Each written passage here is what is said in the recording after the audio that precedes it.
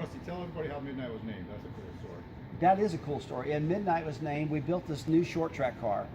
We were really proud of it and put a lot of effort into it. We took it to Richmond, Virginia, and I qualified really well. Anyway, we took the lead and led the race the whole day. And with like 30 or 40 laps to go, I think, it started raining. And so they red flagged the race, and we were under red flag for a couple hours, drying the track out and stuff. And when we went back green, I took the lead, won the race.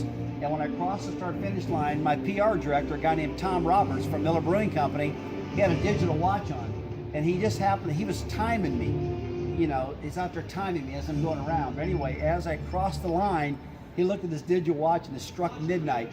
As soon as I crossed the line, he ran up to me in victory lane. He said, I got a name for this. He put his hands right up here.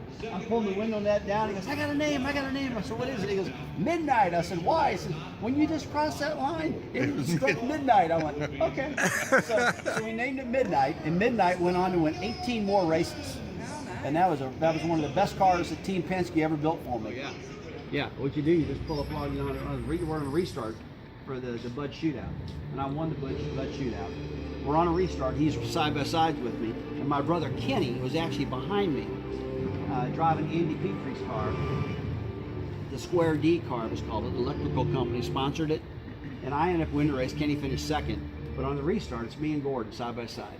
And I'm reaching up the line. I look over and I see him just looking at me.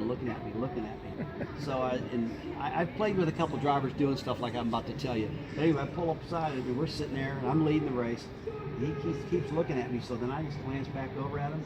I glance back over him. I look at him. And when I look at him, he looks at me. And as soon as I looked over and he looked at me, I nailed the throttle. I watched his eyes. And when he took his concentration off and twisted his head and looked at me, I matted that throttle and I went, and he grabbed that gear shifter and he blew second gear out of it right there. Tore the transmission out of it, start finish line.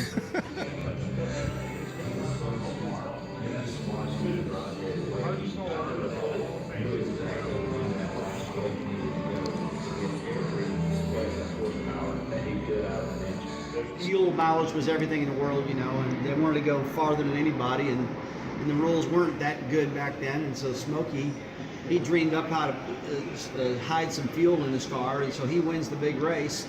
Smokey comes in, and they pull the fuel cell out of the car, and they look through everything.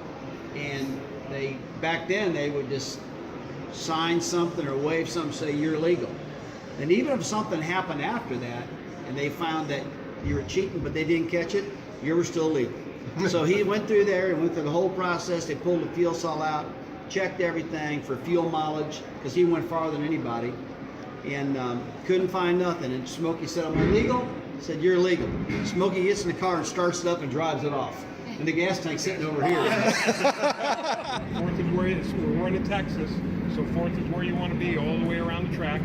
If during the course of the race you get into a crash or Rusty wrecks you, whatever happens and you want to reset, just hold the brake down, bring the car to a stop, and there's a red button on the right-hand side. Either can go by like that. So if you spin out, you just got to reset and go to pit road again, right? Reset, get a new car, go back and out. now when you hit the wall, it just fixes itself and keeps going, right? We follow you right into the wall. Yeah.